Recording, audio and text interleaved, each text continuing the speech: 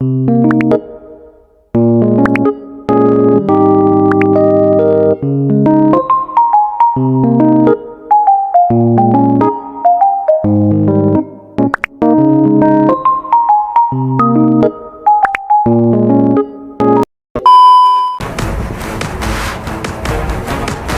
few moments later.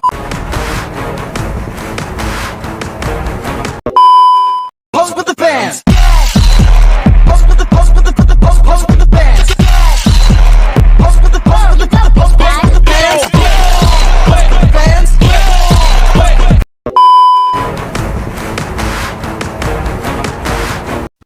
어떤 진실은 단 한순간에 내 삶을 폐허로 만들어.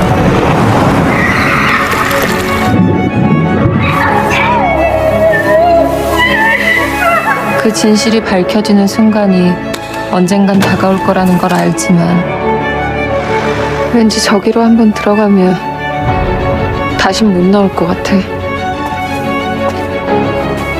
이번 사건에서 도민석이 사용했던 것과 완전히 똑같은 물건을 사용했습니다. CCTV에 그대로 나와 있듯이 계획하고 준비했어요. 진짜 위험한 놈이에요. 아직도 모르겠어. 너 들키는 거 시간 문제야.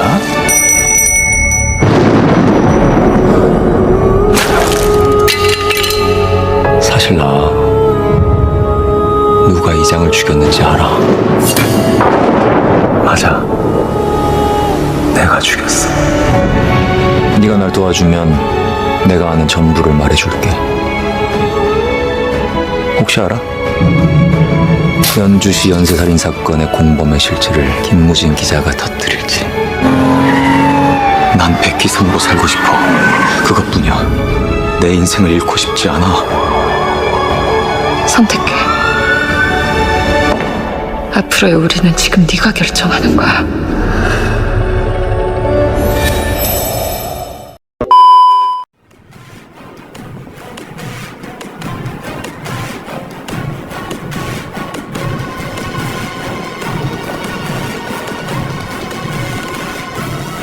One, two, three, four.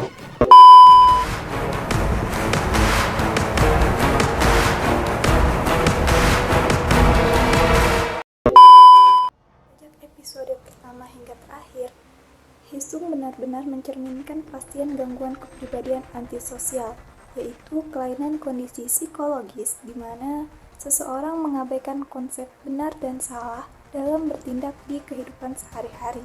Selain itu, orang yang memiliki gangguan mental ini cenderung tidak peduli dengan perasaan orang lain. Dengan ekspresi datarnya, Hisung sukses menunjukkan karakter seseorang yang tidak bisa menunjukkan rasa empati pada perasaan orang lain. Beradaptasi sosial tampak benar-benar nyata dan sebagaimana realitas yang ada. Bukan hanya suka berempati dan beradaptasi dengan orang lain, Hisung juga menampilkan sosok yang perfeksionis dalam mengerjakan sesuatu, mampu membaca perasaan orang lain demi dalih manipulatif, cenderung menyiasati iba hati orang lain untuk keuntungan diri sendiri, dan agresif manakala ia merasa tersakiti. Setelah sebelumnya sudah dijelaskan apa itu gangguan antisosial dan pengertiannya, kali ini saya akan menjelaskan faktor-faktor biologis apa yang berpengaruh terhadap terjadinya gangguan antisosial. Secara langsung, faktor-faktor biologis dapat mengakibatkan perubahan atau kerusakan pada struktur otak dan syaraf yang dapat membuat seseorang lebih rentan terhadap gangguan antisosial.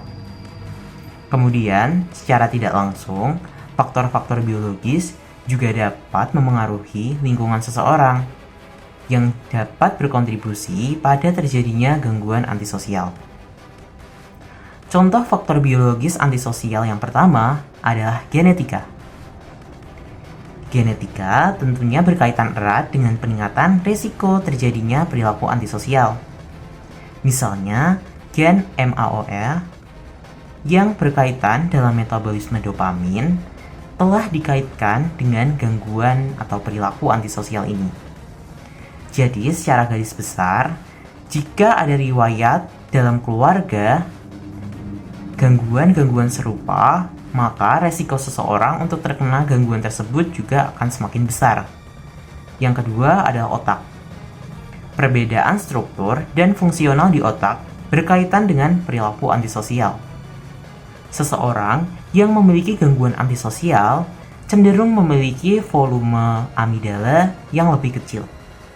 Sekedar informasi, amigdala adalah bagian dalam anatomi otak yang berhubungan dengan proses emosi, perilaku, dan memori.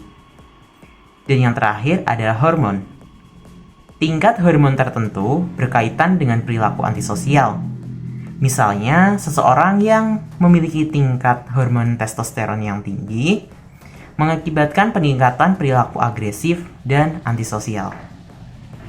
Perlu diingat bahwa faktor-faktor biologis yang saya sebutkan sebelumnya hanya beberapa dari banyaknya faktor-faktor lain seperti faktor lingkungan dan faktor pola asuh yang juga tidak kalah penting nih atau memainkan peran penting dalam terjadinya gangguan antisosial ini. Untuk materi selanjutnya akan disampaikan oleh teman saya yang lain. Saya akan menyampaikan materi tentang efek bagi penonton Flower of Evil. Meskipun Hyunsu menghabiskan 14 tahun masa hidupnya dengan Jiwon, ada suatu kenyataan pahit bahwa dalam pernikahan itu malah sepertinya Hyunsu justru satu-satunya yang serangling, belajar berekspresi, menyenangkan istri, dan mengasuh anak. Tapi, satu-satunya orang yang benar-benar memahami dan memaklumi tanpa bumbu curiga terhadap Hyunsu ternyata tetap hanya kakaknya, yaitu Hisu. Oke, konflik ini sebenarnya bisa dikaitkan dengan bagaimana kedua anak Du tidak tahu ayahnya pembunuh sebelum menonton berita. Kadang keluarga memang benar-benar tidak tahu apa yang sedang terjadi. Saya merasa sebab dari pembunuh mandor desa didasari dari percobaan pelecehan seksual sang mandor pada Hisu yang digambarkan cantik dan populer. Saya akui ini masih sebatas asumsi personal. Lantaran selama ini dalam drama yang sudah saya tonton, terjemahan kata menyerang, terutama pada perempuan biasanya dikaitkan dengan makna seksual. Hyunsu katanya tidak bisa punya emosi pada awal-awal episode, yang memang berhasil kelihatan seperti itu pada awalnya. Tapi semakin episode bergulir, lama-lama dia nggak kelihatan seperti orang yang nggak punya emosi, justru malah kelihatan emosional di banyak momen. Karakter Hyunsu yang gak punya emosi terus-menerus luntur parah seiring cerita berjalan. Jadi ini tuh emang bener dia gak bisa merasakan emosi atau dia hanya minim literasi dan gak bisa mengenali emosi. Kata yang terlihat di drama, dia seolah cuma tidak tahu dan tidak mengenal ekspresi alami manusia. Saking banyaknya timing, dia terlihat emosional tapi gak tahu kalau lagi emosional. Drama ini membuat saya menyaksikan penilaian saya akan psikopat di drama-drama lain. Saya juga jadi bingung dalam drama ini sebenarnya yang psikopat siapa? Kok nggak kelihatan seperti psikopat di drama lain? Apakah Do Min Suk benar psikopat? Kalau iya, kenapa bisa jadi single dad? Ini pertanyaan dengan yang Jiwon bilang bahwa psikopat nggak bisa merawat makhluk hidup, apalagi seseorang. Alih-alih cerita trailer dan strategi, saya harus menerima bahwa kenyataan drama ini bergenre melodrama dan thriller. Tidak seperti yang digambarkan di mini poster maupun awal episode. Pesan moral dalam drama Flower of Evil adalah yang pertama, kita akan belajar memaafkan sebuah masa lalu dari apa yang terjadi oleh pasangan kita. Mengapa hal itu terjadi dan apa yang membentuknya? Kita tidak boleh memutuskan sepihak saja. Yang kedua, seseorang dibentuk dari karakter lingkungannya, terlebih dari orang tuanya. Maka sebagai orang tua atau calon orang tua, hendaklah kita berhati-hati dalam mendidik seorang anak. Karena menjadi orang tua pun PR yang besar. Amanah yang dijalankan penuh dengan tanggung jawab. Yang ketiga, anak kecil itu polos. Ia penuh dengan kejujuran dan perasaannya sangat halus. Ia tahu mana orang yang menyayanginya dan ia tahu orang yang jahat kepadanya. Lalu pesan moral yang keempat adalah kita akan belajar betapa seorang adik begitu sayangnya melindungi seorang kakak agar kakaknya tetap baik-baik saja. Pengorbanan yang luar biasa tokoh Hyunso kepada Taeso.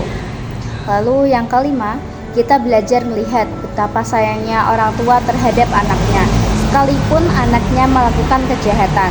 orang tua berada di garda paling depan. Tetapi cara yang mereka lakukan salah, malah justru mendukung bukan mencari solusi dari setiap masalah. Kebohongannya ditutupi yang akhirnya berimbas kepada mereka sendiri. Lalu yang keenam adalah saya suka karakter Hyun-soo yang selalu melindungi keluarganya. Ia berusaha tidak melibatkan istrinya yang detektif dan selalu menjaga kasih sayang terhadap putrinya karena ia tahu masa lalunya yang begitu berbeda.